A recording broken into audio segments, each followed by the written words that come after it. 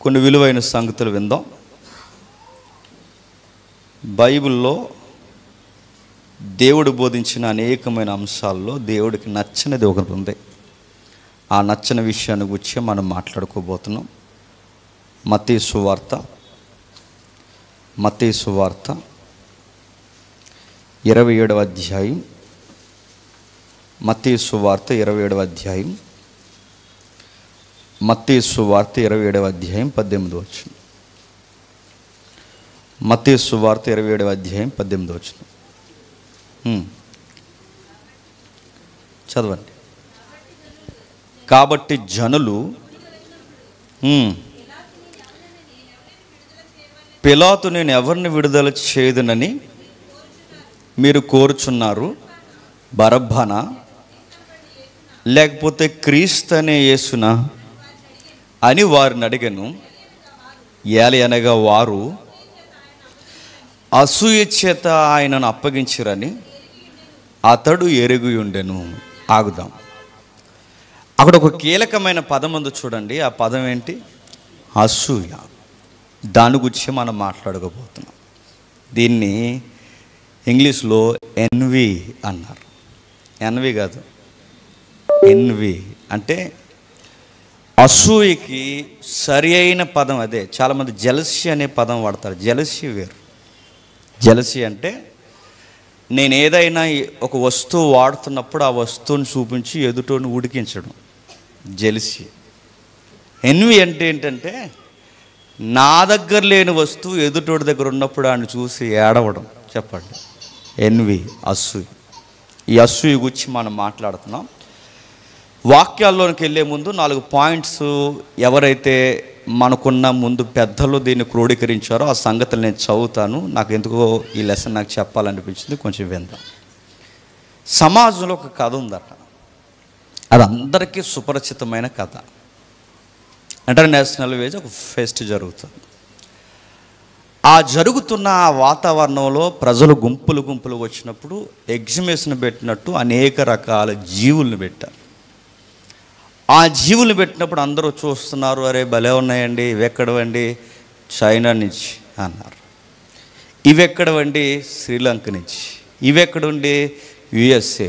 ఇవెక్కడండి? ఈ జీవులు వింతగా ఉన్నాయి, ఇవి ఆఫ్రికా నుంచి తెప్పించాంలే అన్నారు. ఇలా రకరకాలు తెప్పించారు. వాటిని చూస్తే భయమేసే జీవుల్లో ఉన్నాయి కనుక వాటన్నిటిపైన ఎక్కడికైనా జనాల్లోకి వెళ్ళిపోయి వాళ్ళని కరుస్తాయేమని వాటిపైన మూతలు పెట్టారు. కానీ ఒక వాటికి మాత్రం మూతలు పెట్టలేదు. ఆ కథ మీకు తెలుసు. దాని మీద ఎందుకు మూతలు పెట్టలేదంటే వాటిని ఇండియా నుంచి తెచ్చారంట. అందుకు మూత ఎట్టరంట. అంటే ఆ బౌల్లో వేసినవేంటి? ఆ గ్లాస్ బౌల్ అంటే పీతలు. ఆ పీతలకి బౌల్కి మూత పెట్టరు. అంటే ఈ పీతలకు ఉండే గుణం ఏంటంటే ఒకటి ఎక్కితే ఇంకొకటి వెనక్కి లాగేస్తారు. ఇది ఊహించి చెప్పారో కథో నాకు తెలియదు, కానీ కంటెంట్ బాగుంది. నిజమే.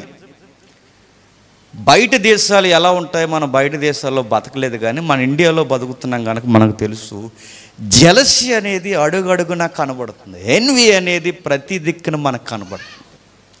ప్రతి దిక్కున. ఇది సేవకుల మధ్య ఉందంటే ఉందండి, నేను చూస్తున్నాను.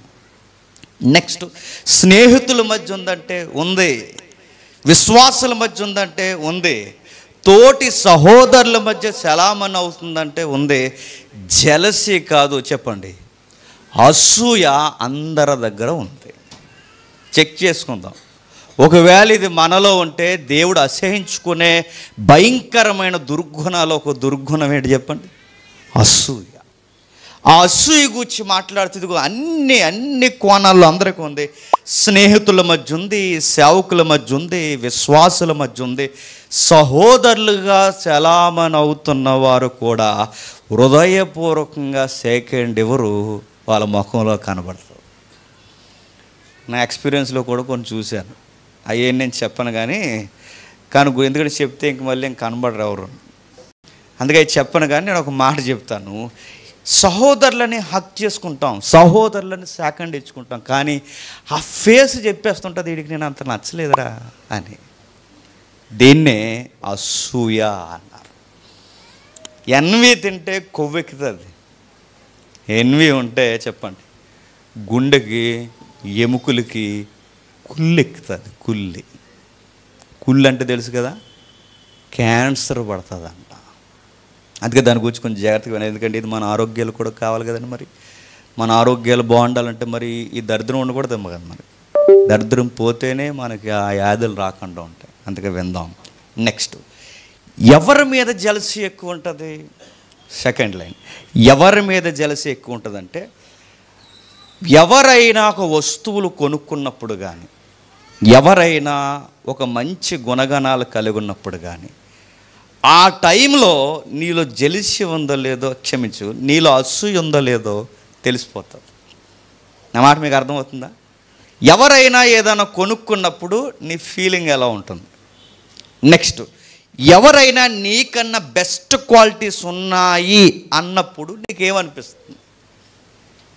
నేను కూడా అలా ఉంటే బాగుంది అనిపిస్తే పర్లేదు, గుడ్ క్వాలిటీ, గుడ్ యాటిట్యూడ్ అది. కానీ వీళ్ళకి నాకన్నా ఎక్కువ ఉన్నాయి ఏంటి అనుకున్నప్పుడే బ్యాడ్ కొలెస్ట్రాల్ ఎక్కువ అవుతున్నాయని అర్థం. నెక్స్ట్ లైన్, మన దగ్గర మంచి లక్షణాలు లేనప్పుడు ఆ లక్షణాలు ఎదుటివారి దగ్గర ఉన్నప్పుడు చూసి నేర్చుకోవాలి. అలా కాకుండా ఆ లక్షణాలు ఉన్న వారిని చూసి మనం ఏదో ఫీల్ అవుతున్నామంటే ఆ ఫీలింగ్నే బైబిల్ ఏముందంటే అసూయ అంత. అరే వీడి భలే ఉన్నారు ఈ మంచి లక్షణాలు, నేను కూడా అలవాటు చేసుకుంటే బాగుండు అనుకుంటే హెల్దీ అట్మాస్ఫియర్ అది. అలా కాకుండా రే వీడికి ఇంత మంచి లక్షణాలు ఉన్నాయంటే వీడు పెద్ద నీతి మందుల్లో ఫీల్ అవుతున్నాడు అనుకుంటే చెప్పండి మనలో అసూయ ఎక్కువైపోతుంది. నెక్స్ట్, వాళ్ళకి కారు ఉంది, వాళ్ళకి బిల్డింగ్ ఉంది, వాళ్ళ బట్టలు మంచి వేసుకుంటున్నారు అని ఎవరైతే ఫీల్ అవుతారో చెప్పండి వాళ్ళకున్న లక్షణం ఏంటి చెప్పండి? అసూయ. రహస్యం, టైటిల్ వెళ్ళేటాడు. రహస్యం ఏంటో తెలుసా? రహస్యం ఏంటంటే ఈ అసూయ ఉన్న వాళ్ళకట ఆ టైంలో ఎక్కువ కోపం వచ్చేస్తుంటుందంట. నిజమేనా ఇది? నిజమే. చాలామంది సడన్గా పెళ్ళిలో కోపపడిపోతుంటారు. ఎందుకురా పెళ్ళిలో కోపపడిపోయేటంటే ఆడికి ఏదో వచ్చేసింది, అడిగేది చెప్పండి అసూయ. బహుశా ఆడికి ఫోటోలు ఇంపార్టెంట్ ఇవ్వలేదనో, లేదా వాళ్ళకన్నా మంచి బట్టలు వేసేసుకున్నారనో, లేదా వాడికన్నా పక్క వాళ్ళకి ఎక్కువ ఇంపార్టెంట్ ఇస్తున్నారనో ఏదో ఒకటి ఉంటుంది ఆడికి. అక్కడ దాన్ని బట్టి ఆడు ఎంత ఫీల్ అయిపోతాడంటే కోపం వచ్చేస్తుంది. ఆ కోపంలో ఇతరులతో ఇంక ఏది పడితే అది మాట్లాడేస్తుంటాడు. అసూయ ఉన్న వాళ్ళకి కోపం వస్తుందంటే కోపం వస్తుంది, గుసగుసలు కూడా వస్తాయి. నెక్స్ట్, సంపాదించడానికి కష్టపడడం చేత కానీ మనకి, సామర్థ్యం డెవలప్ చేసుకోవడం చేత కానీ మనకి, అదే ఇతరులు సంపాదిస్తే మనం ఏం చేస్తాం చెప్పండి? అసూయ పడతాం. వాళ్ళు ఎలా సంపాదిస్తున్నారు? కష్టపడుతున్నారు. మరి మనం ఎందుకు సంపాదించలేకపోతున్నాం? కష్టపడలేకపోతున్నాం. వాళ్ళు ఎందుకు డెవలప్ అవుతున్నారు? వాళ్ళకి సామర్థ్యాన్ని అభివృద్ధి పరుస్తున్నారు. మనం ఎందుకు అభివృద్ధి పొందలేకపోతున్నాం? మన సామర్థ్యాన్ని మనం అభివృద్ధి పరచం మనం, కానీ వాళ్ళ సామర్థ్యాన్ని చూసి ఎడుతాం. నెక్స్ట్, మనం ఎవరిని చూసైతే అసూయ పడతామో వాళ్ళు ఏదైనా బాగా, ఇది మూడో లైన్ చాలా ఇంపార్టెంట్ అండి. మనం ఎవరిని చూసైతే అసూయ పడతామో వాళ్ళు ఏదైనా పొరపాటు చేస్తే, పొరపాట్లు చేస్తారు కదా, వాళ్ళు ఏదైనా పొరపాటు చేస్తే ఆ పొరపాట్ల వలన వాళ్ళు నష్టపోతే ఆ టైంలో మనకి ఏముంటుంది చెప్పనా? భలే జరిగింది వాళ్ళకి, అలా ఉండాలి ఏదో ఓకే అనుకుంటాము. దీన్నే అసూయ అంటారు. అంటే కొంతమంది నేను గమనిస్తారు, వాళ్ళకి ప్రమాదం జరిగిందంటే కంగారు పడుతున్నట్టే ఉంటాడు, కానీ వాడికి ఎక్కడో సంతోషం వెళ్దాం త్వరగా వెళ్దాం అన్న ఈ అడావుడు నేను అనుకుంటాను. వీడు సంతోషిస్తున్నాడా కంగారు పడుతున్నాడా?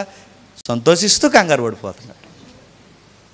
చాలామంది మీరు గమనించండి, ఎవరికైనా కీడు జరిగినప్పుడు, ఎవరికైనా ఇబ్బంది కలిగినప్పుడు బహుశా నువ్వు అసూయ పడుతున్న వాళ్ళే వారు పొరపాట్లు చేసి వాళ్ళ నష్టాలు తెచ్చుకుంటే ఆ టైంలో భలే జరిగిందని అనుకుంటే ఆ లక్షణమే చెప్తుంది నీకు అసూయ ఉంది. నెక్స్ట్, ఇలాంటి లక్షణాలు ఉన్న వారి గురించి బైబిల్ ఏముంది? ఒక్క రెఫరెన్స్ చూడండి ఈ లైన్స్కి. సామెతల గ్రంథం 27వ అధ్యాయం.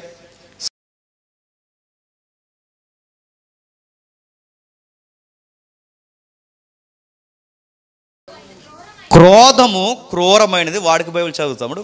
క్రోధము క్రూరమైనది, కోపము వరద వలె పొంగుచున్నది. ద్రోసము ఎదుట ఎవరు నిలవగలడు? ఇప్పుడు వాడికి బైబిల్ చదువుదాం, ఎందుకంటే ఇది గ్రాంధికంలో పదం వాడలేదు, వాడిక భాషలో మూల భాషలో ఉంది. ఏమని?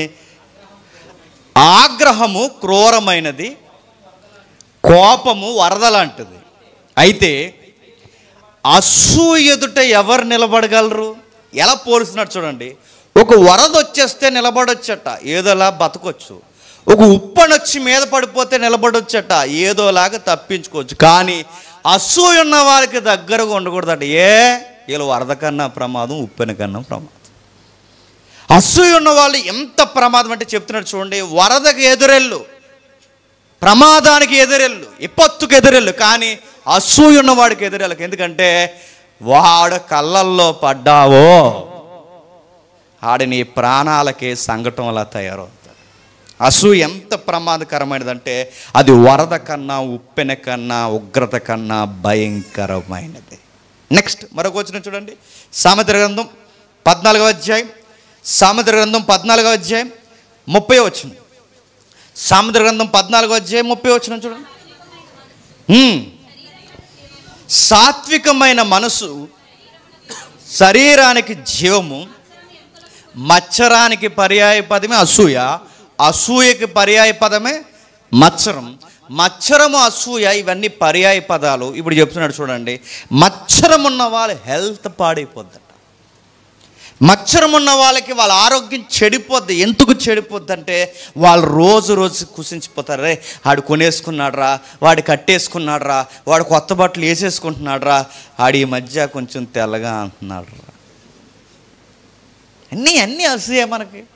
నేను అడుగుతున్నాను, ఇది ఎంతగా నేను తీసుకెళ్ళిపోద్దంటే నిన్నైనా చంపేసుకునేలా చేస్తుంది. అంటే నీ ఆరోగ్యమైనా పాడు చేసేస్తుంది, లేదా నీ ఎదుటుగా ఉన్నవాడినైనా చెప్పండి చంపేస్తుంది. అంటే అయితే ఆ అసూయ వల్ల ఎదుటోడన్నా ప్రాణాలు లేకుండా పోతాడు, లేదా నీ ప్రాణాలనే పోతాయి. అంటే అసూయ ఎవడో ఒకడు ప్రాణాలు చెప్పండి తీసేస్తుంది, ఎవడో ఒకటి ప్రాణాలు తీస్తుంది. అందుకే 2 వచనాలు చెప్తున్నాడు. ఇదిగో మత్సరం ఎముకల కుళ్ళు, అది నీ ప్రాణాలైనా తీసేస్తుంది. నువ్వు అసూయ పడితే ఆ ఎదుటోడు ప్రాణాలైనా తీసేస్తావు. రెండిట్లో ఏదోటి జరుగుద్ది. ఉగ్రత దగ్గర అయినా నిలబడ, కానీ అసూయ పరుల దగ్గర నిలబడ. వాళ్ళు తెలిసిపోతుంటారు, ఎందుకంటే వాళ్ళు సెకండ్ ఇచ్చినప్పుడు ఆర్టిఫిషియల్గా నవ్వుతుంటారు. వాళ్ళని చూస్తుంటే తెలిసిపోతుంటుంది అని నవ్వుతుంటారు. అర్థమవుతుంటుంది ఇది సహజంగా వచ్చిన నవ్వు కాదనేసి. బాగున్నారా, భోజనం చేశారంటే చేతి చేయలేదు అతను పోరా అని. కానీ అది చెప్పడు బయటికి. అయ్యో చేయకపోయారా అంటాడు. అదంతా ఇవన్నీ ఏంటంటే అటు ఫీలింగ్ అనమాట, లోపల పెట్టుకుంటారు, ఇవన్నీ మాట్లాడుతుంటారు. నెక్స్ట్ 4వ లైన్ జాగ్రత్త. వక్రీకరణ చేస్తారు. జాగ్రత్త అనేది మన సరదా అనుకుంటున్నాం, కానీ చాలా ప్రమాదం. వక్రీకరణ చేస్తారు.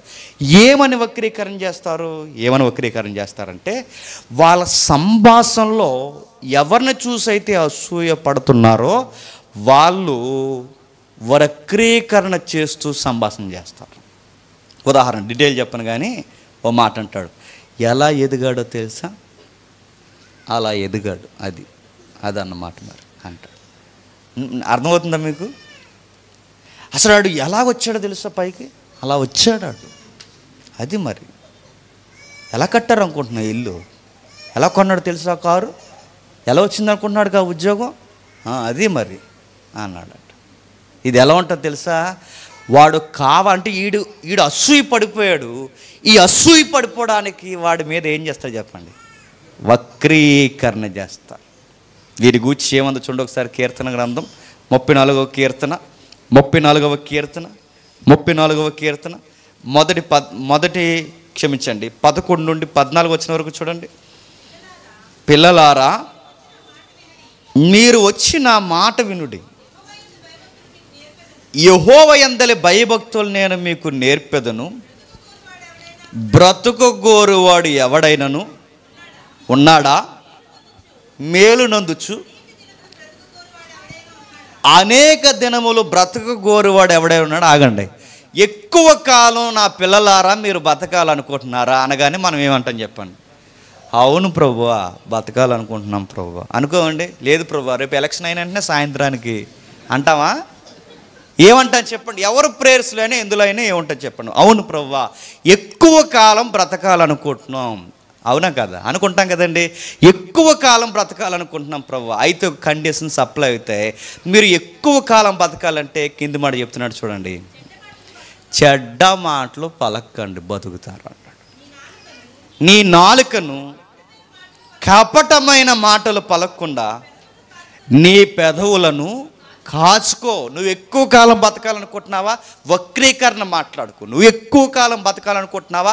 నీ పెదాలు అదుపులో పెట్టుకో. నువ్వు ఎక్కువ కాలం బతకాలనుకుంటున్నావా? దేవుడి ఎదుట నీ మాట, నీ నోట ఏం వస్తుందో చూసుకో. నీకు నచ్చకపోతే దేవుడి దగ్గరికి వెళ్ళి, ప్రభువా నాకు ఇలాంటి మైండ్ ఉందండి ప్రభువా అని ప్రార్థన చేయి. అలా చేయకుండా మనం ఏం చేస్తాం? దేవుడు మన పక్కన ఫ్రెండ్లా లేడు కానీ దేవుడికి కూడా కంప్లైంట్ చేస్తాం. ఏమని చెప్పండి? ఎలా ఎదిగాడో తెలిసే ప్రభువాడు, అలా ఎదిగాడు అంట. అదే వద్దంటున్నాడు. దేవుడు ఏమంటున్నాడు? సరే వాడు ఎలా ఎదిగాడు ఆయన చూసుకుంటాడు, మనకు ఎందుకుని అడుగుతున్నాను. మనం చేయాల్సింది ఏంటి చెప్పిన? మాటలు జాగ్రత్త, వదిలేకు మాటలు. ఇష్టానుసారంగా మాట్లాడుకు, నచ్చినట్టు మాట్లాడుకు.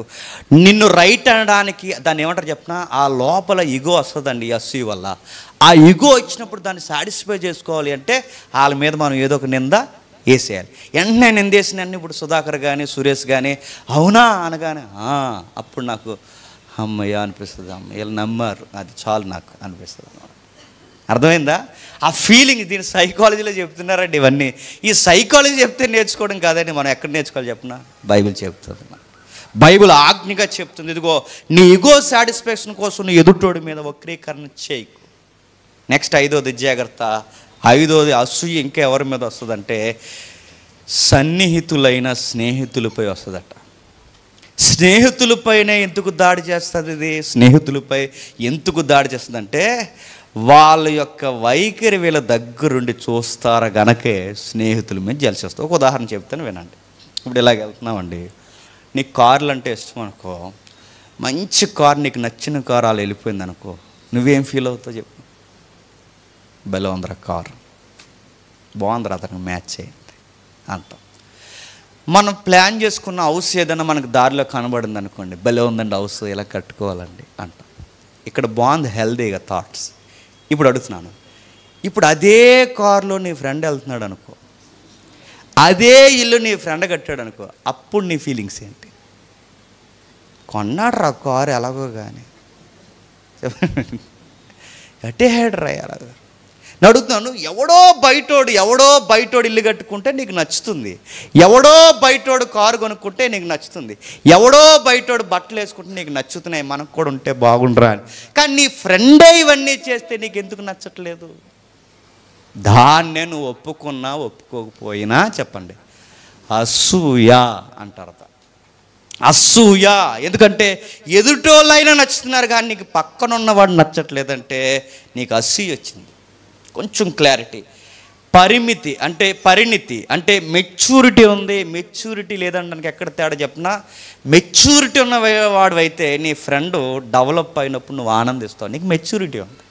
పోన్లేరా ఆడన్నా కొనుక్కున్నాడు, పోన్లే ఆడన్నా బాగున్నాడు, ఆడు బాగుంటే ఎప్పటికన్నా మనం అన్నా బాగుంటాం. ఇది మెచ్యూరిటీ. మెచ్యూరిటీ లేనివాడు ఏమంటాడు చెప్పండి? నేను ఎక్కడ ఉండిపోయాడు, ఎప్పుడు గ్యాప్ ఉండరు అడిగి, ఎప్పుడు ఎలా సంపాదించాడు ఎప్పుడు చెప్పడరా నాకు. దీన్ని ఏమంటారు చెప్పిన? మెచ్యూరిటీ అవ్వలేదు ఇది ఇంకా. మెచ్యూర్ అంటే అక్కడికి వెళ్ళిపోకండి, మెచ్యూరిటీ అవ్వలేదు ఇంకా. వాడు నా మాట అర్థమవుతుంది, వాడికి మెచ్యూర్ అవ్వలేదు ఇంకా, వాడికి మెచ్యూరిటీ రాలేదు. అందుకే నువ్వు పరిణితి చెందిన వ్యక్తివైతే నీ ఫ్రెండ్స్ని బట్టి ఆలోచిస్తావు, పరిణితి లేని వ్యక్తివైతే నీ ఫ్రెండ్ని బట్టి అసూయ పడతావు. ఇప్పుడు ఈ వచనం కీలకమైన, జాగ్రత్తగా వినండి. ద్వితీయోపదేశకాండం తీయండి ఒకసారి. ద్వితీయోపదేశకాండం జాగ్రత్తగా వినండి. ఇది మాకు కాదులే, మేము ఇందులో లేవనుకోండి, అందరూ ఉంటారు ఇందులో. ద్వితీయోపదేశకాండం ఇది ప్రిపేర్ కొన్ని నాకు కూడా తగిలే గట్టిగా, అందుకే చెప్తున్నాను. ద్వితీయోపదేశకాండం 8వ అధ్యాయం, ద్వితీయోపదేశకాండం 8వ అధ్యాయం 18వ వచనం. కాగా నీ దేవుడైన యెహోవాను జ్ఞాపకము చేసుకొనవలెను, ఏలయనగా తన పితరులతో ప్రమాణము చేసినట్లు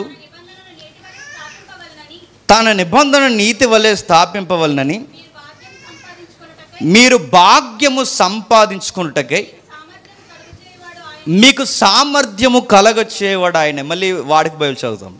అక్కడ ఏమని చెప్తున్నాడు చూడండి, ఆ ద్వితీయోపదేశకాండం ఏమని మాట్లాడుతున్నాడు చూడండి. మీరు భాగ్యము సంపాదించినట్లు, భాగ్యం మన దగ్గర ఏమని రాస్తున్నాడు, మీరు సంపాదన అంటే ఆస్తులు లేదా ఐశ్వర్యము సంపాదించుకోవడానికి. చదువు ఒకసారి. ధనము సంపాదించుకొని సామర్థ్యాన్ని కలిగించువాడు మీ దేవుడు యెహోవా. ఇప్పుడు చెప్పండి, ఎవరైనా డబ్బులు సంపాదించుకుంటున్నాడంటే ఆ సామర్థ్యం ఎవరు ఇచ్చారు చెప్పండి? దేవుడిచ్చాడు. నెక్స్ట్, ఎవరైనా కాస్త సొసైటీలో ఎదుగుతున్నారంటే ఆ భాగ్యం ఎవరు ఇచ్చారు చెప్పండి? దేవుడిచ్చాడు. ఇప్పుడు ఒకరికి దేవుడు ఆ భాగ్యాన్ని ఇచ్చినప్పుడు ఆ భాగ్యాన్ని చూసి మనం ఏడుస్తున్నామంటే ఇచ్చిన ఆయన మీద ఏడుస్తున్నామా, ఇచ్చుకున్న వాడి మీద ఏడుస్తున్నామా అని చెప్పండి. ఇచ్చిన ఆయన మీద ఏడుస్తున్నాం. ఇప్పుడు ఆయన మీద ఏడితే సెడామడ కొట్టి దవడ ఇరిసేస్తాడు కాబట్టి ఆయన మీద ఏడం చెప్పండి, ఆ తీసుకున్నవాడి మీద ఏడుస్తాం. అక్కడ వరకు ఎందుకండి, దేవుడిని పక్కన పెట్టండి. రేపే ముఖ్యమంత్రి గారు వచ్చి నీ ఓటు నేను ప్రత్యేకంగా చూశాను, నువ్వు నాకు వేసావు కదా, నీకు ఆడి గారు ఎత్తున్నానులే రేపు అన్నాడు అనుకోండి, ఏమంటావు? ఎలాగెత్తావు? మేము వేసాం అంటాం అనవా చెప్పండి? ఖచ్చితంగా అంటాం. నేను మళ్ళీ అడుగుతున్నాను, మనకి తెలియని వాళ్ళైనా బాగుపడితే మనం ఆనందిస్తామేమో, కానీ మనకు తెలిసిన వాళ్ళు బాగుపడితే ఆనందించలేకపోతున్నాం. అంటే నేను అడుగుతున్నాను, అసలు నువ్వు మారావా? అసలు నీకేమన్నా మార్పు వచ్చిందా గతానికి? ఇప్పుడు స్కూల్ టైంలో అదే యాటిట్యూడ్ ఉండేది మనకి, కాలేజ్ టైంలో అదే యాటిట్యూడ్ ఉంది. ఇప్పుడు చర్చి టైమింగ్లోకి వచ్చాక కూడా నీకు అదే యాటిట్యూడ్ ఉంటుందంటే చెప్పండి, మారలేదు. వక్రీకరణ చేస్తుంటావు, రకరకాల మాట్లాడుతుంటావు, నీ ఇష్టం వచ్చినట్టు పేలాపన పేలుతుంటావు, నీ ఇష్టం వచ్చినట్టు ఇదిగో రకరకాల ఉదాహరణలు ఎత్తి మాట్లాడుతుంటావు. వాడిని ఏదోలా చెడ్డ చేయాలని. నెక్స్ట్, ఆ వచనాలు మనం చదువుతున్నప్పుడు సామర్థ్యము కలుగచేవాడు ఆయనే. సామర్థ్యం అంటే అక్కడ చెబుతున్నాడు చూడండి, భాగ్యము సంపాదించుకునేలా, అంటే వాడు స్థితిగతులు బాగుండేలా ఆ స్థితిని ఇచ్చేది ఎవరు చెప్పండి? దేవుడే. ఎదుటోడు బాగున్నప్పుడు చూసి సంతోషించారే, మనం కూడా ఆడికిలాగా ఇల్లు కట్టుకుంటే బాగుంటారా, మనం కూడా ఆడికిలాగా ఉద్యోగం కొడితే బాగుంటారా, వాడికిలాగా మనం కూడా మంచిగా బట్టలు వేసుకోవాలరా, మనం అన్నీ తింగర వేసుకుంటున్నాం, అంతా దోరపూడి వ్యవహారంలా ఉంది, ఏంటని అడగండి అని అడుగుతున్నాను. నీకు నచ్చితే వాడిని ఫాలో అవ్వు, కానీ నీకు నచ్చకపోతే ఆడి మీద వక్రీకరణ చేయకు. నెక్స్ట్, మరో మాట చూద్దాం. మత్తయి సువార్త 25వ అధ్యాయం. మత్తయి సువార్త 25వ అధ్యాయం 24వ వచనం చూడండి. మత్తయి సువార్త 25వ అధ్యాయం 24వ వచనం. ఒక తలంతు తీసుకున్నవాడును, అయ్యా నీ విత్తన చోట కోయవాడును,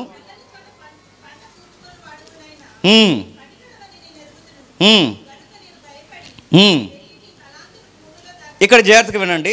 సామర్థ్యము, తలంతు ఇవన్నీ ఒకే కేటగిరీలో వేస్తే, ఇప్పుడు 2 ఇచ్చినోడు 2 చేశాడు, 5 ఇచ్చినోడు 5 చేశాడు, 1 తీసుకున్నాడు ఏం చేశాడండి? కామెంట్లు ఎత్తు కూర్చున్నాడు. వీడు ఎదగకపోవడానికి కారణం ఏంటి చెప్పండి? వీడి ఎదవ కామెంటరీ. వీడు బాగుపడకపోవడానికి కారణం ఏంటి చెప్పండి? వీడి వ్యూ, వీడి థియాలజీ వీడికి ఏడిసింది, అందుకే వీడు బాగుపడలేదు. నెక్స్ట్, వీడు ఎందుకు చెప్పండి? అరే ఎదుటోడు 2కి 2 చేశాడు, ఆ ఎదుటోడు 5కి 5 చేశాడు, కనీసం నేను 1 చేస్తే బెస్ట్ అంటాడు కదా, నాకు ఇంకేమైనా ఆఫర్లు ఇస్తాడేమో అని అనుకుంటే బాగుంది. అలా అనుకోకుండా ఏదో రోజు నువ్వు అడుగుతా కాబట్టి నేను ఏం చేశానంటే దాసాను ఇచ్చేద్దామని అన్నాడట. దీన్నే ఓవర్ థింకింగ్ అంటారు దీన్ని. అందుకే దేవుడు ఏమన్నాడంటే, నువ్వు సోమరుడురా అన్నాడు. ఏమన్నాడు? నువ్వు సోమరుడివి. సోమరులు ఏం చేస్తారు చెప్పండి? కష్టపడరు. ఈ మధ్య చిన్నపిల్లల యొక్క పద్యాలు మీరు చూస్తున్నారు లేదు, నాకు లైన్స్ సరిగ్గా గుర్తులేవు, కానీ మీరు చూసి ఉంటారు, చిన్నపిల్లలు ఉన్న తల్లులందరూ చూస్తారు. అందులో ఒక మమ్మీ చెప్తుంటుంది, రే బట్టి బాబు దగ్గరికి వెళ్ళి నీళ్ళు తేరా అంటే, ఈడంటాడు, ఎండ మమ్మీ ఇప్పుడు ఎక్కడ వెళ్ళమంటావు అంటాడు. ఆడ కూర్చుని చెప్తాడు, ఆ మెట్టు మీద కూర్చునే చెప్తాడు కబుర్లు, ఎంతసేపు ఆ కబుర్లు. సరే బయటికి వెళ్ళి ఆ పెరట్లోకి వెళ్ళి ఆ కూరగాయలు అంటే, పెరట కింద పాములు ఉంటాయి మమ్మీ అన్నాడు. అరే బయటికి ఏదో ఒక స్టోర్ దగ్గరికి పోయి ఏదోటి తేరంటే, అదే ఏడు తిరుగుతాయి మమ్మీ, ప్రమాదం జరుగుతుంది. ఇదే పద్యం మొత్తం అంతా. ఈ ఎన్ని కారణాలు, ఎన్ని పనులు చెప్పినా ఏ కారణం చెప్తే అక్కడి నుంచి లెగడండి వీడు. లాస్ట్కి ఒక మాట అంటుంది మమ్మీ, అరే పాయసం కాసాను రారంటే, వస్తున్నాను మమ్మీ అంటాడు.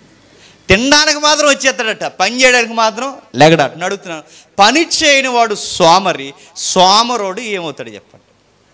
ఏమవుతారో సామెతలు చెప్పాడు. ఒకసారి చూడండి, సామెతల గ్రంథం 22వ అధ్యాయం 13వ వచనం చూడండి.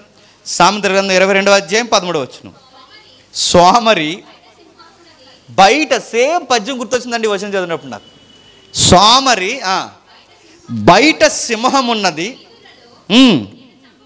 నేను చచ్చిపోతాను బయటకు వెళ్తే మమ్మీ, నన్ను బయటకు వెళ్ళమంటావేంటి అడుగుతున్నాను. ఈదుల్లో సింహం ఎందుకు వస్తుందండి అంటే, ఇటు ఎగ్గొట్టి పొగేయడానికి చెప్పండి సింహం వచ్చింది అంటాడు. రాత్రులు బయటకు వెళ్ళలేదంటే కథ చెప్పేస్తాడు. ఇడు కథ ఏంటి చెప్పినా, ఎందుకు బయటకు, నైట్ టైం బయటకు వెళ్తే పావులు తిరుగుతున్నాయి తెలుసా అంటాడు. ఒక్కటి కాదండి, ఎండ అంటాడు, వాన అంటాడు, చలి అంటాడు, పులి అంటాడు, ఇంక ఒకటి కాదు సింహం అంటాడు. అవసరమైతే లేని డైనోసార్ని కూడా ఏడు చెప్పండి. అక్కడ డైనోసార్ తిరుగుతుంది, మమ్మీ వెళ్ళమంటావా చెప్పు, నీ కొడుకు ఉండడు ఇంక వెళ్ళమంటావా అంటాడు. నీకు దన్నారు బాబు వెళ్ళగట్టదాను. ఈ సోమరుడు చూడండి, వీడు ఎంత సోమరుడు అంటే, వీడు బద్ధకస్తుడు. ఈ బద్ధకస్తులు చేసే పని ఏంటంటే, వీళ్ళ చేయలేని పని ఇతరులు చేస్తే చెప్పండి అసూయ పడతారు. ఇప్పుడు ఇమేజ్లు చూద్దాం, దీనికి ఉదాహరణ కూడా చూద్దాం. ఇమేజ్ చూద్దాం ఒకసారి నకిలీ స్నేహితుల కోసం ఒకసారి చూడండి. ఇమేజ్ అయితే ఒకసారి చూద్దాం, ఎందుకంటే ఇవన్నీ మనకు ఫేస్బుక్లో, వాట్సాప్లో మనకు ఉదయాన్నే పెడుతుంటారు. నెక్స్ట్ ఇన్స్టాగ్రాముల్లో, నెక్స్ట్ సోషల్ మీడియా ఏవైతే ఉందో అన్నిట్లో ఇవి వస్తుంటే ఒకసారి చూడండి. నకిలీ స్నేహితులు, దాన్ని వివరిద్దాం ఒకసారి. దాన్ని చూడండి. ఫస్ట్ ఇమేజ్, వాడు వెనకాలండి ఎంకరేజ్ చేస్తున్నాడు. కప్పు కొడతావరా నువ్వు, కొట్టగలవు అన్నాడు. నువ్వు కాకపోతే ఎవడు కొడుతుంది? నువ్వు ఎవరు అనుకుంటున్నావు? నా ఫ్రెండ్ రా, నువ్వు కొట్టగలవు, నువ్వు వెళ్ళు, నీ వెనక మేము ఉన్నాం, వెళ్ళు, గెలిసిరా, విజయం నీదే, అంతలేదు ఇంతలేదు. నువ్వెవరనుకుంటున్నావు? తోపువి. నువ్వెవరనుకుంటున్నావు? తురుమువి. నువ్వెవరనుకుంటున్నావు? అది మరి అన్నారు. నువ్వు వెళ్ళు, నీ వెనకాల మేము ఉన్నామని నన్ను పంపించారు. ఆడిని పంపించాలా నడిచి వెళ్తుంటే వెనకాలతో ఆడు కట్ చేస్తున్నారు. ఇలా ఉంటారు నకిలీ. జాగ్రత్త. నిన్ను ఎదరు బాగా పొగుడుతున్నారని మాత్రం మంచోళ్ళు అనుకోకు, వెనకాల కట్ చేసేస్తారు. బయట దొరుకుతున్నాయి గూగుల్లో ఇమేజ్లు. నెక్స్ట్ చూడండి, నెక్స్ట్ నకిలీ స్నేహితులు ఎలా ఉంటారో. ఎదురొచ్చి సెకండ్స్ ఇస్తుంటారు. అరే బాయ్ బ్రదర్ ఎలా ఉన్నావు, బాగున్నావా, అది ఇది అని మాట్లాడతారు. ఎదురొచ్చి చేయి కలిపి చక్కగా నవ్వుతూ మాట్లాడతారు. వెనకాల చూడండి, వాడు ఇంకో ముఖం పెట్టుకుని ఇంకొకరికి బ్యాడ్ పబ్లిసిటీ చేస్తాడు. వాడు ఎలాంటి తెలుసా? అలాంటి అన్నమాట అంటారు. ఎదురేమో నువ్వు చాలా మంచివాడు, నువ్వు ఉండాలి, అది ఇదని చక్కగా మాట్లాడుకుంటారు. వెనకాల వేరే ముఖాలు ఉంటాయి. ఆ ముఖం ఏం చేస్తారు చెప్పినా, వెనకాల పబ్లిసిటీ. అంటే ఎదరేమో మనకు నవ్వుతూ మాట్లాడతారు, వెనకాలేమో చెప్పండి తప్పుడు వ్యక్తిరా అని చెప్పుకుంటూ తిరుగుతారు. ఇలాంటి నకిలీ స్నేహితులతో జాగ్రత్త. నెక్స్ట్ ఇమేజ్ చూద్దాం. బైబిల్లో రెఫరెన్స్ చూద్దాం. నెక్స్ట్ ఇమేజ్ చూడండి. నెక్స్ట్ ఈ ఇమేజ్ చూడండి. వీళ్ళు మాస్క్ స్నేహితులు అన్నమాట. మాస్క్ పెట్టుకుంటారు, అంటే ఫేస్కి ఒక కవర్ దొడుక్కుంటారు. వీళ్ళు ఏం చేస్తారు చూడండి, ఆ ఫేస్ మీరు గమనించండి. అంటే ఫేస్కి ఎందుకు మాస్క్ పెట్టారంటే, ఇవి సోషల్ మీడియా ఇమేజెస్ అండి ఇవన్నీ. ఆ ఫేస్కి ఎందుకు మాస్క్ పెట్టారంటే, వాళ్ళు నవ్వుతారనమాట. అంటే అది ఒరిజినల్ ఫేస్ కాదు చెప్పండి, అదొక మాస్క్ నవ్వు అనమాట. అంటే మాస్క్ అర్థం అవ్వడానికి అలా పెట్టారు. ఆడు ఒరిజినల్గా నవ్వడు, వాళ్ళు నవ్వుతుంటాడు. ఆ నవ్వుతాడు కానీ వెనకాల చెప్పండి కత్తెట్టుకుని ఉంటాడు. ఎందుకు వీడు కత్తెట్టుకుని ఉన్నాడంటే, అవకాశం కోసం చూస్తారు. అవకాశం దొరకనని రోజులు చెప్పండి నవ్వుతారు, తెగ నవ్వెత్తుంటారు, ప్రతిదానికి నవ్వెత్తుంటారు. ఎందుకెళ్ళి నవ్వెత్తున్నాడంటే పొడి చేయడానికి నవ్వెత్తున్నాడు ఆడిని. అవకాశం కోసం చూస్తారు, నవ్వుతారు. ఏదో ఒక రోజు నువ్వు పొరపాటు, ఏదో ఒక రోజు వాడికి అవకాశం ఇస్తూ ఆ టైంలో సరిగ్గా వాడు ఏం చేస్తాడు చెప్పినా, ఆ వెనకాలను కత్తి తీసి చెప్పండి ఒక పొడిసి అక్కడి నుంచి వెళ్ళిపోతాడు. దాంతోనే చాప్టర్ క్లోజ్ అయిపోతుంది. ఇలాంటి ఫ్రెండ్స్ ఉంటే జాగ్రత్త.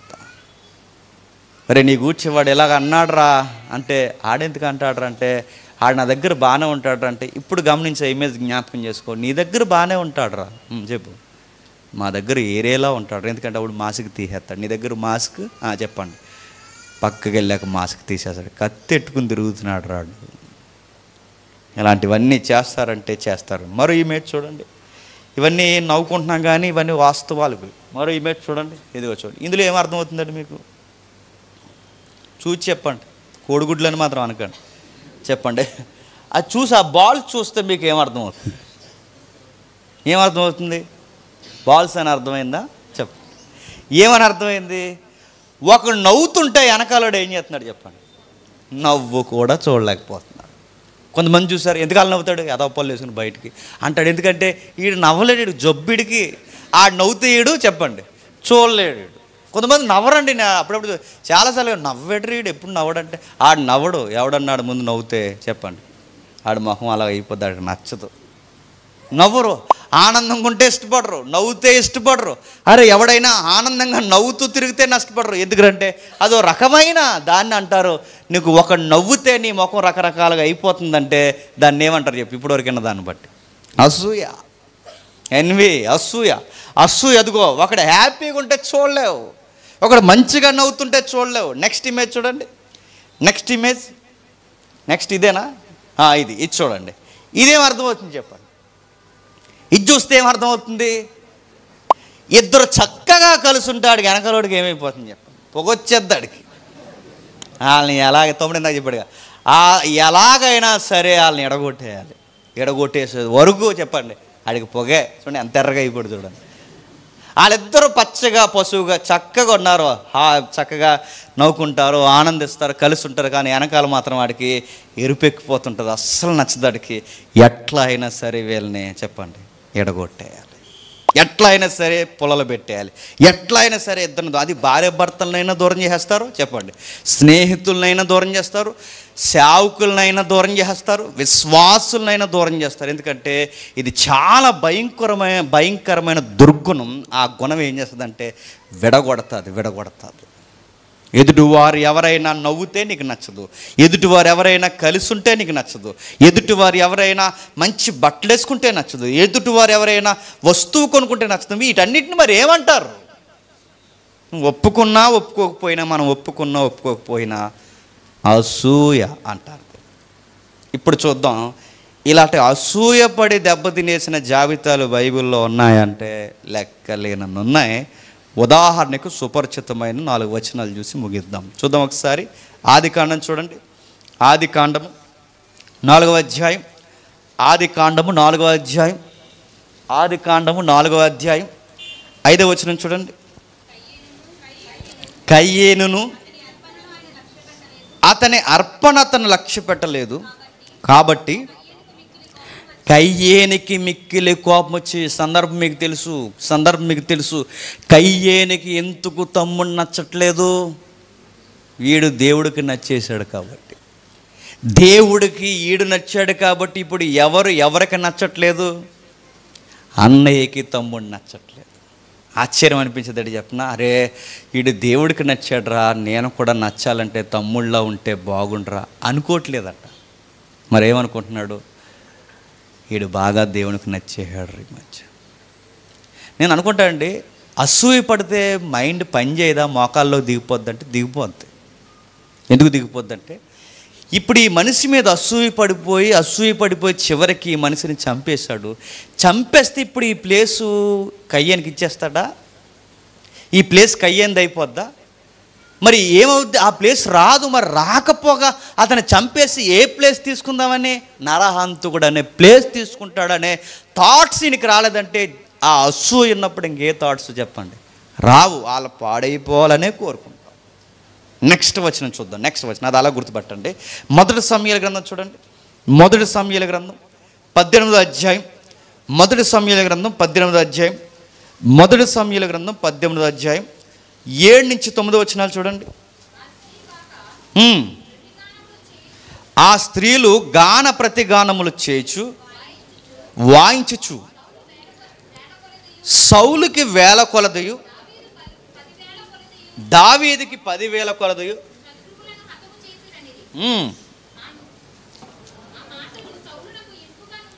ఆ మాటలు సౌలునకు ఇంపుగా ఉండనందున అతడు బహు కోపము తెచ్చుకొని, వారు దావీదుకి 10,000 కొలదనియు నాకు 1000 కొలదనియు స్తుతులు పాడురే, రాజ్యము తప్ప మరి ఏం తీసుకోగలడు? చూసారు ఎంత అసూయ చూడండి.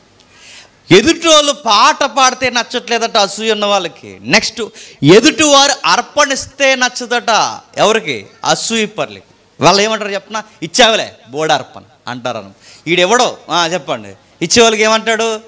పేర్లు పెడతాడు. నెక్స్ట్ ఈడు ఏమంటున్నాడు చూడండి, క్షమించండి, ఇతను ఏమంటున్నాడు చూడండి, సౌలు గారు ఏమంటున్నారు చూడండి, ఆ సాంగ్ నచ్చట్లేదంటే ఒక మాట అంటున్నాడు, ఏం తీసుకుంటారు, బోడి పొగడతలు తీసుకుంటారు, రాజ్యం తీసుకోగలవా అన్నాడు. అంటే నువ్వు రాజ్యం ఇమ్మన్నా నేను చెప్పండి ఎవను. రెండు విషయాలు మీరు గమనించండి, మీకు సుపరిచితమైన విషయాలే. అసూయ పడినందుకు కయ్యేను ఏమయ్యాడు చెప్పండి, రిజల్ట్. ఇప్పుడు అసూయ పడ్డాడుగా, అసూయ పడినందుకు కయ్యేను ఏమయ్యాడు, దేశదిమ్మరయ్యాడు. నెక్స్ట్ అసూయ పడినందుకు కయ్యేను దేశదిమ్మరైతే సౌలు అసూయ పడినందుకు ఏమయ్యాడు, సూసైడ్ చేసుకుని చచ్చిపోయాడు. మీరు గమనిస్తున్నారా, అసూయ ఎంత ప్రమాదకరమైనదంటే నిన్నన్నా చంపేస్తుంది, నెక్స్ట్ ఎదుటోడినైనా చంపేస్తుంది. అసూయ పడినందుకు ఎదుటి ఏబేల్ని చంపేసాడు కయ్యేను, అసూయ పడినందుకు తనను తాను చంపేసుకున్నాడు చెప్పండి సౌలు. అసూయ ఎంత ప్రమాదం, పోతే నువ్వైనా పోతావు, లేదా నీ ఎదుటోడినైనా తీసేస్తుంది. అది ఉందని గుర్తించు, అది నీలో నాలో ఉందని. ఎదుగో ఇది కనబడుతుందంటే కనబడుతుంది, మన స్నేహితుల దగ్గర మనకు తెలిసిపోతుంది, మన విశ్వాసుల దగ్గర మనకు తెలిసిపోతుంది, మన ఎదురింటి వాళ్ళు పొరుగింటి వాళ్ళ దగ్గర మనకి ఎవరైతే తెలిసిన వాళ్ళు ఉన్నారో అది తెలిసిపోతుంది. ప్రభు ఇది నాకు ఉందండి ప్రభు అంటే, అవును నీకు ఉందని తెలియజేస్తున్నాను రా, అది తీసేసుకొని తెలియజేస్తున్నాడు. నెక్స్ట్ యోసేపుని మీరు గమనించండి, యోసేపుని ఏం చూసి వారవలేకపోయారండి సొంత అన్నయ్యలు చెప్పండి, బట్టలో మంచి బట్ట వేసుకునేవాడు ఎవరు, యోసేపు. వాళ్ళ నాన్న మంచి అంగీని కుట్టించాడు, ఆ అంగీని యోసేపు వేసుకుంటే నచ్చలేదంటే, సొంత అన్నయ్యలు మంచి బట్టలు వేసుకుంటే చూడలేకపోయారంటే ఏమనుకోవాలి చెప్పండి. నెక్స్ట్ వీళ్ళ రిజల్ట్ చూడండి, సొంత అన్నయ్యలే ఈ తమ్ముడు మంచి బట్టలు వేసుకున్నందుకు చూడలేకపోతే చివరికి వీళ్ళకి ఏమయ్యారు చెప్పండి, మాసిపోయిన బట్టలు వేసుకుని చెప్పండి ఖాళీ కడుపులు పట్టుకుని అడుక్కు తినడానికి తయారయ్యారు. రిజల్ట్ అలా ఉంటుంది, గుర్తుపెట్టుకోండి. అసూయ పడినందుకు కయ్యేను దేశదిమ్మరయ్యాడు, అసూయ పడినందుకు సౌలు సూసైడ్ చేసుకున్నాడు, అసూయ పడినందుకు యోసేపు అన్నలు మాసిన వస్త్రాలు వేసుకుని అడుక్కు తినడానికి తయారయ్యారు. రిజల్ట్ అలాగే ఉంటుంది. దేవుడు నాకు ఇచ్చాడని చెప్పి, బాగా వినాలి ఇక్కడ జాగ్రత్త, దేవుడు నాకు ఇచ్చాడని చెప్పి ఎవడైనా వారవలేకపోతున్నప్పుడు నాకు ఇచ్చింది అడుగు చూపిస్తూ జలసి చేయకు, జలసి వద్దు, ఎందుకంటే ఇది కూడా పాపమే. నెక్స్ట్ ఆడకి దేవుడు అది ఇచ్చాడని చెప్పి వాడిని చూసి ఏడవకు, ఇది ఎన్వి అసూయ, ఇది నీలో ఉండే. నెక్స్ట్ ఒక మాట చెప్తున్నాను ఇక్కడ గమనిక, ఎందుకంటే ఇక్కడ కొంచెం జాగ్రత్తగా ఉండాలి. మేము బట్టలు వేసుకుంటే ఏడుతాను కానీ ఈ రోజు నుంచి కాస్ట్లీ బట్టలు వేసుకోవడానికి రెడీ అవ్వకండి. ఎందుకు చెప్పిన ఇక్కడ కొంచెం గమనిక, దేవుడు నాకు ఇచ్చాడని చెప్పి నా సామర్థ్యాన్ని, దేవుడు నాకు ఇచ్చిన ధనాన్ని మేదేసుకుని తిరగడం కూడా పాపమే.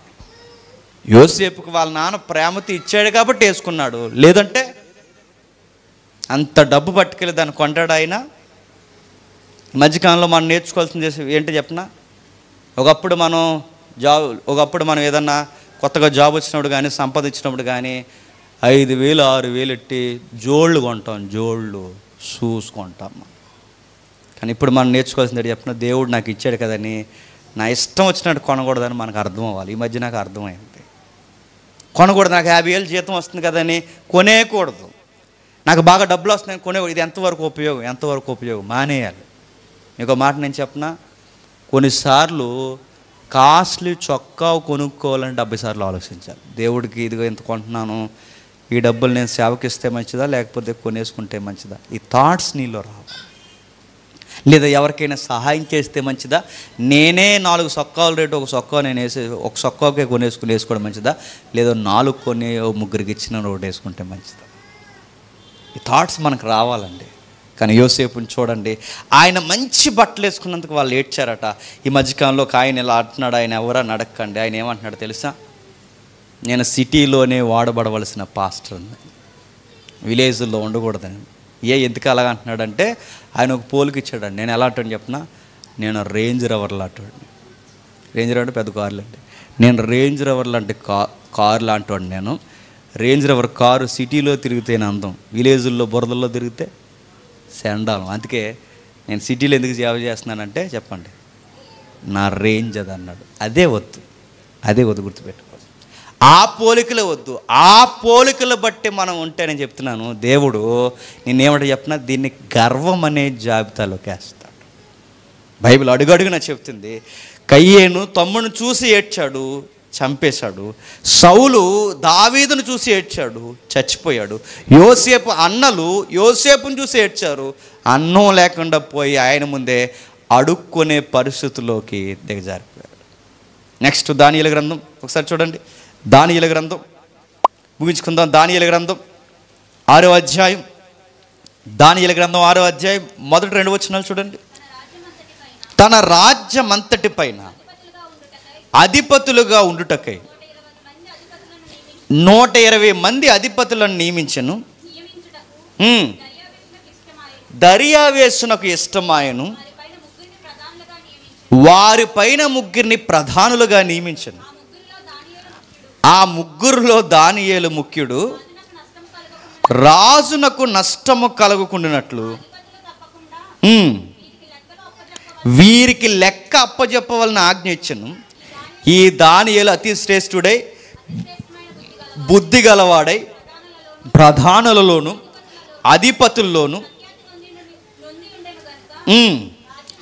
రాజ్యం అంతటిని అతను నియమింపవలనని రాజు ఉద్దేశించును.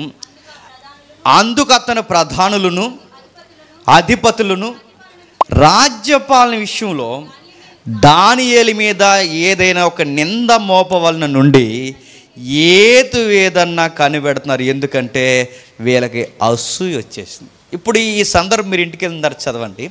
వాళ్ళకి ఎందుకు అసూయ వచ్చిందంటారు చెప్పండి. చెప్పాలి. మీకు దానియేలు గ్రంథం చదివితే ఇంకా ఇది చెప్పకపోతే ఇంకా సిగ్గండి. రేపు ఓటే వేయకండి ఇంక ఇది చెప్పకపోతే. చెప్పండి. నేను అడుగుతున్నాను, దానియేలు మీద ఎందుకు అసూయ ఫీల్ అవుతున్నారు చెప్పాలి. చెప్పండి, ఉన్నది చెప్పండి. కాదు, ఎందుకు ఎందుకు ఎందుకు అసూయ ఫీల్ అవుతున్నారు చెప్పనా?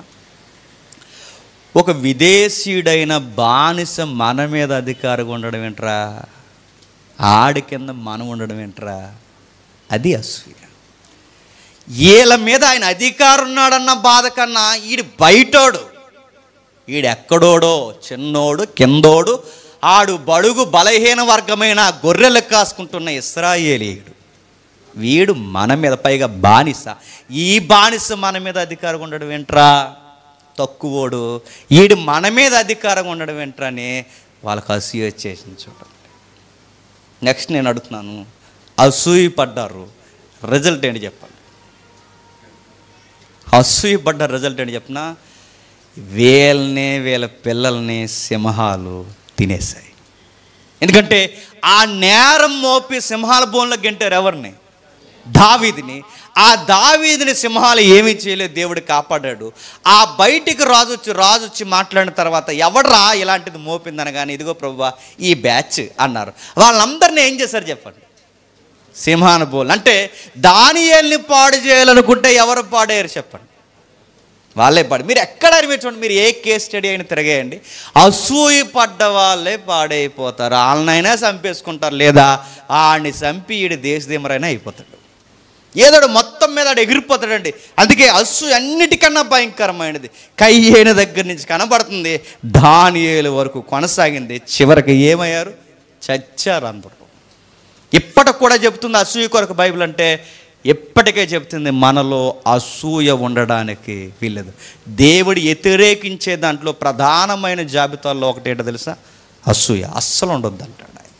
ఎదుటోని చూసి ఏడకు. రోమిలికి రాసిన పత్రిక చూడండి ఒకసారి. రోమిలికి రాసిన పత్రిక 13వ అధ్యాయం. రోమిలికి రాసిన పత్రిక 13వ అధ్యాయం ముగించుకుందాం. 13వ వచనం చూడండి.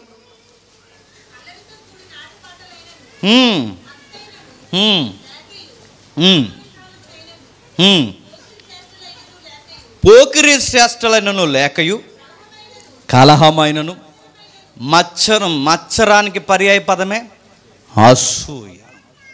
చదవమ్మా. లేకయు పగటయందు నడుచుకున్నట్లు మర్యాదగా నడుచుకుంది. ఏం ఉండకూడదని చెప్పండి, అల్లరి ఉండకూడదు, కలహం ఉండకూడదు, నెక్స్ట్ భయంకరమైన క్రోధం ఉండకూడదు. వీటి నడుమ చెప్తున్నాడు అసూయ ఉండకూడదు. ఎందుకంటే ఈ అసూయ ఉంటే ఇవన్నీ తయారవుతాయి. అసూయ ఉండకూడదు, ఎందుకంటే మన వెలుగు సంబంధం అయితే మనలో ఏముండకూడదు చెప్పండి, అసూయ ఉండకూడదు. ఒకడు బట్టలు వేసుకుంటే చూడలేకపోతున్నావా, నీకు అసూయ ఉంది. ఒకడు వస్తువు కొంటే చూడలేకపోతున్నావా, నీకు అసూయ ఉంది. ఒకడు ఏదైనా సంపాదిస్తే చూడలేకపోతున్నావా, నీకు అసూయ ఉంది. ఒకడు ఇల్లు కట్టుకుంటే చూడలేకపోతున్నావా, నీకు అసూయ ఉంది. ఒకడు బాగుంటే నవ్వుతే చూడలేకపోతున్నావా, నీకు అసూయ ఉంది. ఒకరు ఏదైనా ఇద్దరు దగ్గరగా ఉంటే వాళ్ళని ఎలాగరా ఎంత క్లోజ్ అయిపోయారని వాళ్ళని ఎడగొట్టేయాలనుకుంటున్నావా, నీకు అసూయ ఉంది. ఇవన్నీ లక్షణాలు ఇవి. పైగా ఆ టైంలో నీకు ఎక్కువ వాళ్ళ పేరెత్తితేనే కోపం వచ్చేస్తుందా చెప్పండి, నీకు అసూయ ఉంది. నువ్వు ఎన్ని చెప్పినా, నువ్వు ఎన్ని కారణాలు చెప్పినా ఇది లోపల పెట్టుకుంటే దేవుడు అంటాడు, నువ్వు నాకు నచ్చవరు, ఎందుకంటే అసూయ పరులు నాకు అసహ్యం అంటాడు.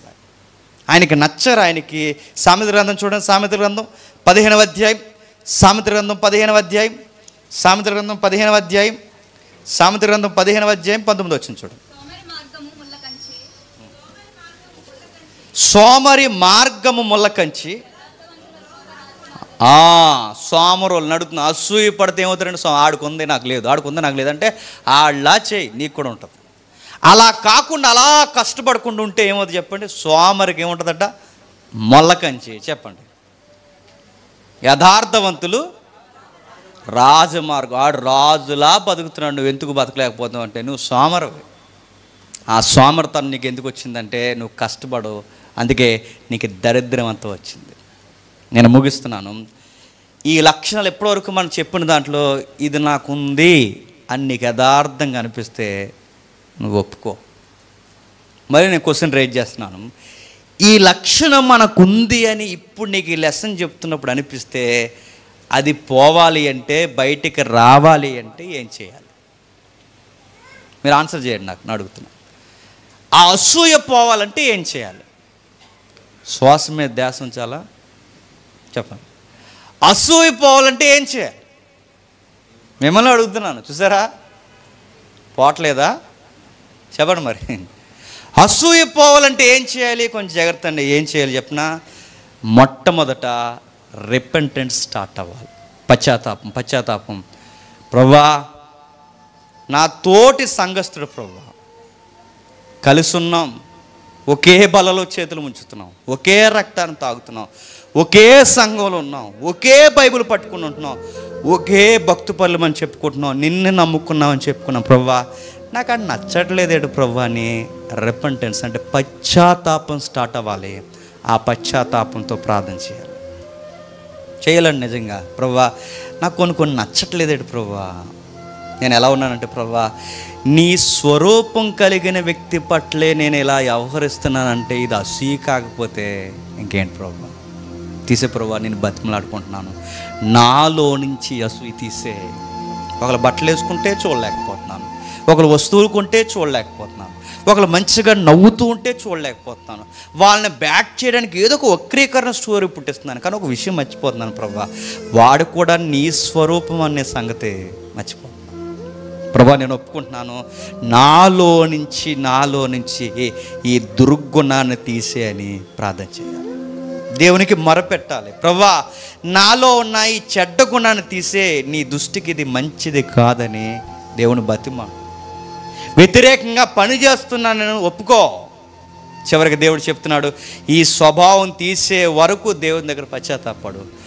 నేను ఎదుటోడి దగ్గర ఏదైనా ఉన్నప్పుడు నా దగ్గర కూడా ఉంటే బాగుండు అనుకునేది పోయి ఆడికే ఉందని ఏడుపు వస్తుంది. ప్రభువా, నవ్వలేకపోతున్నాను, ఆనందంగా ఉండలేకపోతున్నాను, కూర్చోలేకపోతున్నాను, వాడితో పాటు బల్లో ఉంటున్నాను, వాడితో పాటు రక్తంలో చేతులు ముంచుతున్నాను, వాడితో పాటు సంఘంలో కూర్చుంటున్నాను, వాళ్ళతో పాటు పక్కన ఇంట్లలో నేను నివసిస్తున్నాను, స్నేహితులు ఉంటున్నాం, కలిసి తిరుగుతున్నాం, కలిసి భోజనాలు చేస్తున్నాం, కానీ పైకి నవ్వుతున్నాను, కానీ లోపల ఎక్కడో నాకు ఆ చెడ్డ గుణం ఉంది.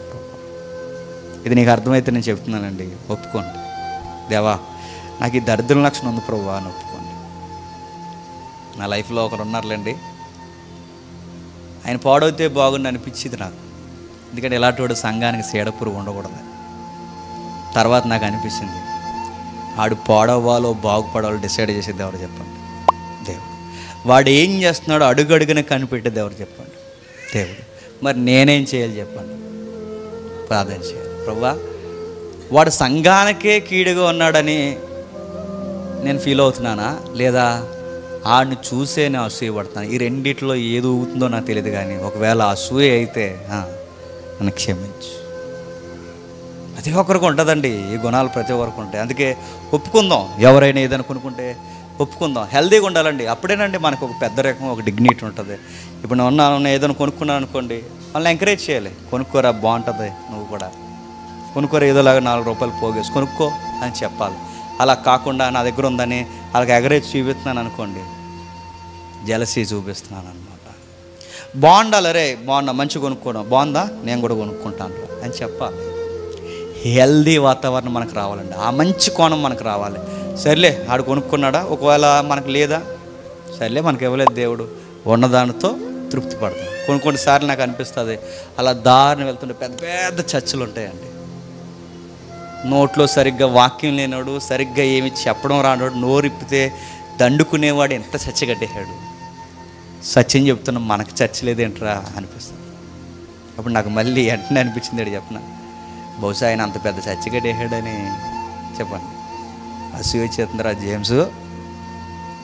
అప్పుడు మనం నేర్చుకోవాల్సింది చెప్పిన, ప్రవ్వా ప్రస్తుతానికి నాకు రేకుల షెడ్డే ఇచ్చావు, ఈ రెంట్ షెడ్లోనే ఉంటాను, రేపు పొద్దు నీ చిత్తమైతే ఇస్తావు. వాడికి ఎందుకు ఇచ్చావు, నువ్వు ఇచ్చావో వాడు ఏదోలాగా దొంగ మాటలు చెప్పి సంపాదించుకోండి, మాకైతే తెలియదు. కానీ వాడు కొందని అలాంటి చచ్చి నాకు లేదని నేను ఏడవడం నాలో అసూయ గుణం ఉన్నట్టు గుర్తుపెట్టుకో. అందుకు ఒప్పుకుందాం, ఈ మాటలు అలా ధ్యానిస్తూ ఒప్పుకుందాం. ఏమంటున్నాడు చూడండి, ప్రభువా నన్ను క్షమించు ప్రభువా. ఎందుకంటే నేనంతా ఒకేసారి ఒకే దిక్కుని అందరం సహవాసంలో ఉండి కూడా రొట్టె ద్రాక్షరసం ప్రతి వారం తీసుకుంటూ కూడా బైబిల్ పట్టుకుని ఇన్ని మాటలు మాట్లాడుకుంటున్నా కూడా మాలో ఈ దరిద్రం లక్షణం ఉందని ఒకవేళ నీకు అర్థమైతే ఒప్పుకుందాం. ప్రభువా నాకు మంచి కళ్ళివ్వు, నాకు మంచిగా ఆలోచించే మనసు, అందరూ బాగుండాలని నాకు నేర్పించు. ఎందుకంటే నేను క్రైస్తుడని చెప్పుకుంటున్నాను కదా ప్రభువా, నేను క్రీస్తు చెప్పుకున్నానంటే అందరూ బాగుండాలని నాకు నేర్పించు. ఆటో వాళ్ళు రాసుకుంటున్నారు కదండి వెనకాల ఏమని, అందరూ బాగుండాలి, అందులో నేను ఆటో వేసి తిరగాలన్నాడు. ఎందుకు? అందరూ బాగుంటేనే ఆయనకు 4 రూపాయలు వస్తాయి, అందరూ బాగుంటేనే టికెట్లు ఉంటాయి, అందరూ బాగుంటేనే ఆయనకి వ్యాపారం జరుగుద్ది. ఆ థీమ్ ఆయనకు అర్థమైంది. ఇప్పుడు సంఘంలో అందరం బాగుంటే సంఘం బాగుంటుంది, సంఘం బాగుంటే దేవుడు సంతోషిస్తాడు, అందరూ బాగుపడతారు, చక్కగా ఆనందంగా ఉంటారు. కానీ మనం ఎలా ఉంటాం చెప్పిన, సంఘంలో మనమే బాగుంటాం. అదే తప్పు. ఆటో వాళ్ళకున్న ఇంకిత జ్ఞానం వాళ్ళకి లేదు చెప్పండి, మనకు లేదు. ప్రభువు నమ్ముకున్న వెలుగు సంబంధం మనకు లేదు. అందుకే అందరం బాగుండాలి. నీకిల్లు ఉండాలి, నీకిల్లు ఉండాలి, నీకిల్లు ఉండాలి, నీకిల్లు ఉండాలి, నాకు ఇల్లు ఉండాలి, నీకు వాహనం ఉండాలి, నీకు వాహనం ఉండాలి, నీకు వాహనం ఉండాలి, నాకు ఉండాలి. ఒకవేళ నీకు లేదా, ప్రభు ఆడికి కూడా అనుగ్రహించని ప్రార్థన చేయాలి. అంతేగాని నాకుందని ఆడికి బిల్డప్ ఇవ్వకూడదు, వాడుకుందని నేను చూసి ఆడకూడదు. ఎందుకంటే అసూయ అన్నిటికన్నా భయంకరమైనది. ఎంత భయంకరమైనదంటే ఇప్పుడు చదవండి, మత్తయి సువార్త 27వ అధ్యాయం, మత్తయి సువార్త 27వ అధ్యాయం, మత్తయి సువార్త 27వ అధ్యాయం, మత్తయి సువార్త 27వ అధ్యాయం, మత్తయి సువార్త 27వ అధ్యాయం 18 వచ్చిన చూడండి. కాబట్టి జనులు కూడి వచ్చినప్పుడు పిలాతు, నేను ఎవరిని విడుదల చేయవలనని మీరు కోరుచున్నారు, బరబ్బానా లేక క్రీస్తు అనబడిన యేసునా అని వారిని అడిగాను. ఏలయనగా వారు అసూయ చేత ఆయనను అప్పగించురని అతడు ఎరిగి. భయం వేసే మాట అని చెప్పిన, అసూయ ప్రారంభమైతే చివరికి దేవుడే నీ ఎదురుగొచ్చి మానవ ఆకారంలో నిలబడితే ఆ దేవుణ్ణి కూడా నువ్వేం చేస్తావు చెప్పు, చంపేస్తావు. యేసుక్రీస్తు వారిని ఏ కారణం వలన చంపేశారంటే బైబిల్ సెలవిస్తుంది. ఏ కారణం వల్ల చెప్పండి? అసూయ వల్లనే చంపేశారు. నేను మళ్ళీ చెప్తున్నాను, అసూయ నీ ఎదుటోని చంపేస్తుంది, అసూయ నిన్నైనా చంపేస్తుంది, అసూయ నీ ఆరోగ్యం పాడు చేస్తుంది, అసూయ నీ సేవను పాడు చేస్తుంది, అసూయ నీ కుటుంబాన్ని పాడు చేస్తుంది, అసూయ నిన్ను సర్వాన్ని నాశనం చేస్తుంది. అసూయ చివరికి నువ్వు నమ్ముకున్న ప్రభువు దీనుడిగా మరలా నీ ముందుకు వస్తే చివరికి ఆ దేవుడిని కూడా చంపేస్తుంది. ఒకవేళ ఆ దేవుని స్వరూపం ఎదుటి సహోదరుల్లో ఉంటే వాడినైనా చంపేస్తావు, లేదా నిన్నైనా చంపేసుకుంటావు, కోప్పడిపోతావు, ఉక్రోషం వచ్చేస్తుంటుంది, ఏదో ఒక మాట అనేస్తావు. ఆ మాట అనేసేంత వరకు నీకు మనసు ఎంత ఉండదు. ఆడి మీద ఏదో ఒకటి పులిమేయాలి, ఏదో ఒకటి అనేయాలి, ఏదో ఒకటి అనేసి ఇప్పుడు ఆ మాటకు మనసు అంత అన్నాను, కావాలని అన్నానని అంటాం. మన లోపల గిల్టీ అని చెప్పినా, సాయంత్రం దావీదు వినండి, లోపల మన గిల్టీ అని చెప్పినా కావాలని ఈ మాట అంటే గాయపడతారని తెలిసే అంటాం. ఎందుకు చెప్పినా, ఆడు గాయపడితే చెప్పండి మనం ఆనందపడతాం, వాడి ముఖం చిన్నబిచ్చుకుంటే మనం ఆనందపడతాం, వాడు ఏదోలా బిక్క ముఖం వేసుకుంటే మనం ఆనందపడతాం. ఆ లోపల నడుతుంది. ఇది సైకో లక్షణం, సైతాన్ మైండ్ ఇది. ఈ భయంకరమైన లక్షణాలు మనకుంటే నేను చెప్తున్నాను, దేవుడికి మనం నచ్చం. నువ్వు ఎంత భక్తి చేసినా నీలో అసూయ గుణం ఉంటే దేవుడు అంటాడు, రే నాకు నచ్చిందే నువ్వు లోపల వేసుకుని తిరుగుతున్నావురా అని చెప్తాడు. ఈరోజు నుంచి చూద్దాం, ఎవరైనా కొనుక్కున్నారని, వస్తువు కొనుక్కున్నారని ప్రార్థన చేయడానికి రమ్మన్నారు అనుకోండి, చెయ్యండి, ప్రార్థన చేయండి. దేవా వీళ్ళకి మంచి వస్తువు ఇచ్చే ప్రభు అని చేయండి.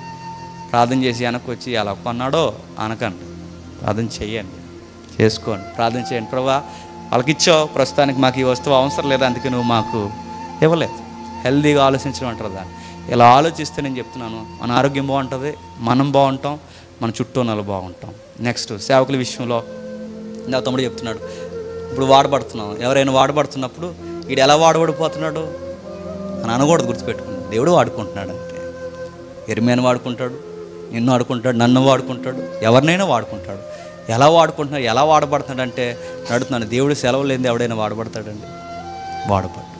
సేవకులైన వారు కూడా ఒకడు ఎక్కువ వాడబడుతున్నప్పుడు వాడిని చూసి అసూయపడు. చాలా ప్రమాదం అండి. ఇలా అసూయ పడిపోయి ఈరోజు సేవే లేకుండా ఖాళీ అయిపోయిన ఎంతమంది తెలుసు నాకు, ఎంతమంది. ఆ జాబితాలకు మనం వెళ్ళకూడదు. దేవా అతను వాడుకుంటున్నావు, నా టైం వచ్చినప్పుడు నన్ను వాడుకుంటావు. ఇప్పుడు ఆయన టైం నడుస్తుంది, ఆయన వాడుకుంటావు. ఏదైనా నాకు ఇచ్చిన పరిధిలో నేను నమ్మకంగా చేసుకుంటూ వెళ్ళిపోయి, ఇది హెల్దీగా ఆలోచించడం. ప్రస్తుతానికి నాకు మందిరం లేదు, రేపు పొద్దున్న చిత్తమైతే మందిరం ఇస్తావు, లేదు నేను ఇలాగే సేవ చేసుకుంటూ వెళ్ళిపోలేకుండా చేసుకుంటాం అంతే. వాళ్ళు ఎలా గడేహారా బిల్డింగు, అదంతా మనకు అనవసరం. మనకు అలా థాట్స్ మనకు వచ్చాయి అనుకోండి. ఒకప్పుడు నాకు ఉండేయండి నిజంగానే, సోదిగల్లి ఎలా గడేహారా అనుకుండేవాడిని నేను. కానీ ఇలాంటివన్నీ మనకు అర్థమైన తర్వాత అనిపించింది అలా మనం ఎప్పటికీ ఎందుకంటే మనం వెలుగు సంబంధం కనుక మన చీకట్లో ఎంత మాత్రమో చెప్పండి నడవకూడదు. వెలుగులో నడిచిన వారు అందరూ బాగుండాలని కోరుకోవాలి. అది తీయకపోయారో అని చెప్తున్నాను, ప్రభువునే చంపేసేంత ప్రమాదం లేదా నిన్నైనా చంపేస్తాను. దేవుడు మిమ్మల్ని దీవించాలి.